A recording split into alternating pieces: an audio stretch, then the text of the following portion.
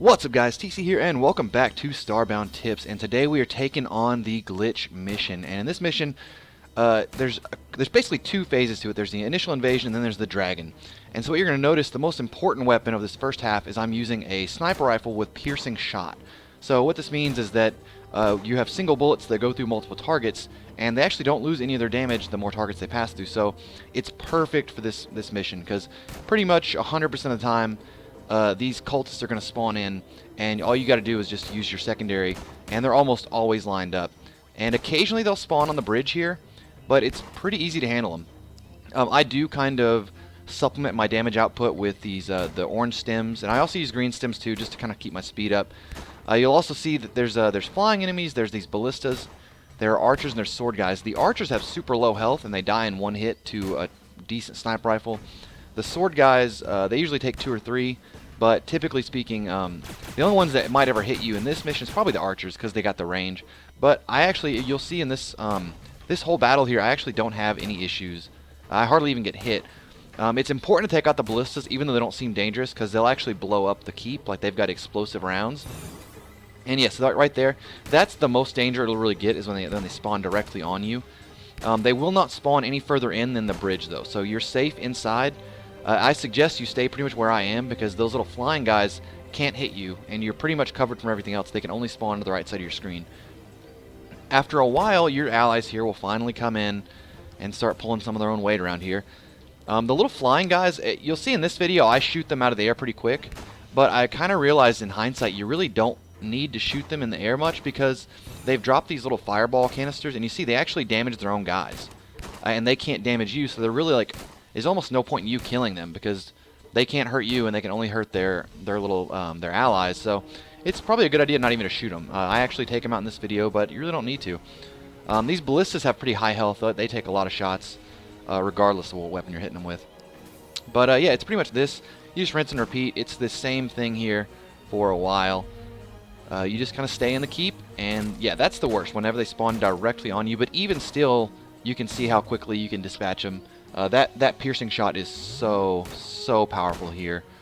I think there's another one. It's like a linked shot you could probably do that would work pretty well, but you have to target them individually. So if you can't find one of these, that one would also work. And I know this is kind of cheesy and cheap, but this mission's, if I didn't, like, this is the only real tip I can give you, and what I'm about to show you in the dragon part. If you don't do this method, pretty much the only strategy is just to run around and just try to fight. There's no real strategy to it, just because it's like an invasion.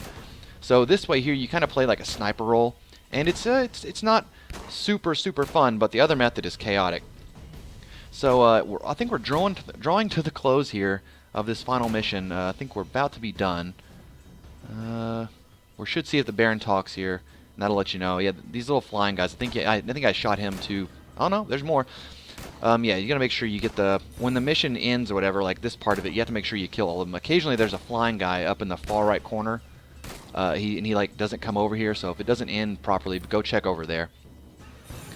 No, there's still more, but as you can see, this piercing shot just absolutely wham shams them. I don't think I got hit this whole time. Occasionally you might kind of burn out of your energy reserves, like I did just there. And I do have the actual armor set I'm using. This is N-tier armor, but this is also an N-tier game, or like the last mission. So this is armor on par for this mission. So nothing you see here should be too outlandish. We should be finishing up any second now. I know I keep saying that, but yeah, it's frustrating with all these constant waves. Alright, is that it? We should see if the Baron... there, he's going to call us in now. And this is the second half of this. So you see on my far right of my other one, I'm switching over to a wand and a grappling hook. And this is very important. It gets pretty hard here. You're going to see I'm going to grappling hook up to the ceiling here. And there's a dragon coming in. I'm going to grappling hook right there behind these vines. And now I can summon a little my wand attack down below me, and the dragon's attacks can't hit me.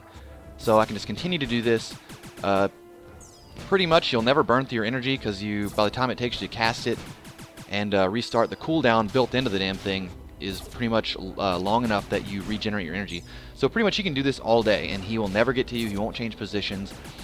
And yes, I know it's really cheesy and cheeky, but that's the point of these tip videos, is that sometimes they can be really difficult for some people to beat these guys, and I wanted to offer solutions for people that couldn't quite do it. And again, if I were to show you how to do it without doing this kind of cheesy method, it would just be me running back and forth on the ground. Because if you want to fight him the legit way, all you do is kite him back and forth. And he's not that tough, but this is kind of the guaranteed way.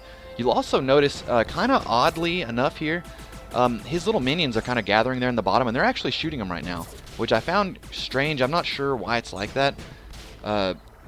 Like, basically, they're attacking you the whole time, but then the dragon shows up, and they start attacking the dragon too. So I'm not sure if they, like, switch sides mid-fight or something, but you'll see that they actually do a little bit of chip damage on them while you're damaging them with this wand. So it's actually convenient they're doing that. We're getting pretty close to doing this. He will never change positions or anything like that. He'll never come any closer. As long as you don't get too close to that vine, which is right in front of me, he won't be able to damage you.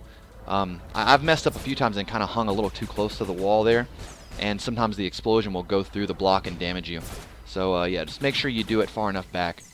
And that should be wrapping up. You're going to see I get a little bit of lag here at the end. It kind of, I don't know what it is. Yeah, lagging hard. But anyways, guys, that's going to wrap up today's episode. I hope you guys learned a lot. Please rate, like, comment, subscribe, and I will talk to you later.